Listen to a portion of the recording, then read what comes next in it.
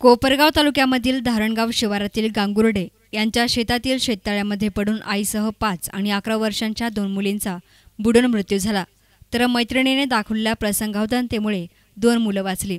मयत सुनीता गौतम इंगळे वय वर्ष 28 ही आपल्या कार्तिकी, पूजा, आरती या 3 मुली आणि मुलगा राज या चौघांना घेऊन धारणगाव शिवारामधील गांगुर्डे यांच्या शेतामध्ये शेतमजूर मैत्रीण मंगला उत्तम वाघ हिला भेटण्यासाठी काल 9 मार्च रोजी गेली होती। दोघे मैत्रिणी घरामध्ये असताना मुले बाहेर खेळत होते। शेततळ्याजवळ खेळत असताना शेततळ्याच्या बांधावरून घसरून 5 वर्षांची कार्तिकी इंगळे ही पाण्यामध्ये पडली। ते पाहून 11 वर्षाच्या पूजा इंगळे तिला वाचवण्यासाठी पाण्यामध्ये उडी मारली।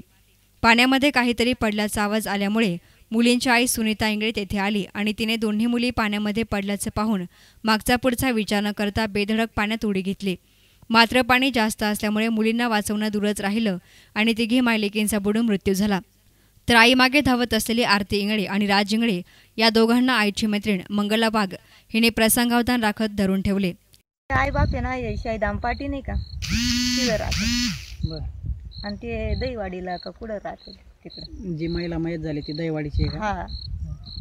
तुम्ही राहणार रहिवासी इथलेच का? आम्ही कामाला येईल इथं मालकाची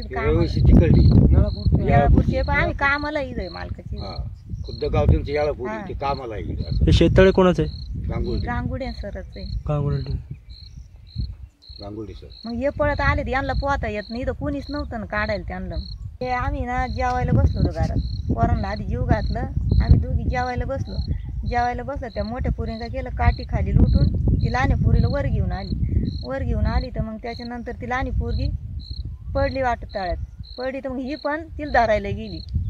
त्याच्यानंतर मग ती 2 नंबरची आडत आली तर मग आम्ही ती आधी पळत आली तिच्या मागं मी पळत आले तर मग मी त्या पोराला धरून घेतलं तिच्या आईनं, तर मग आधीच उडी टाकली होती, मग आधी पळत आलती ना, तर मग ते दोन्ही पोरांना मी धरून घेतलं, म्हणलं हे पोरं पण उडी टाकली ना, ते दोन्ही पोरांना धरून घेतलं मी आणि मग यांना आवाज दिला। हे पळत आले पण मग याला पोहता येत नव्हतं, इथं कोणीच नव्हतं ना काढायला त्यांना। या हृदयद्रावक घटनेमुळे परिसरामध्ये हळहळ व्यक्त होत आहे। तिघांचे शवविच्छेदनासाठी कोपरगाव ग्रामीण रुग्णालयामध्ये पाठवण्यात आले आहेत। घटनेची खबर निळू तात्याबा रणशूर यांनी कोपरगाव ग्रामीण पोलिसांना दिली। यावरून अकस्मात मृत्यूची नोंदही करण्यात आली। सहाय्यक फौजदार देविदास वाघमारे हे पुढील तपास करत आहेत। न्यूज रिपोर्टर युसुफ रंगरेजसह camera person Asif Rangrez, S nine media, Kopargaon.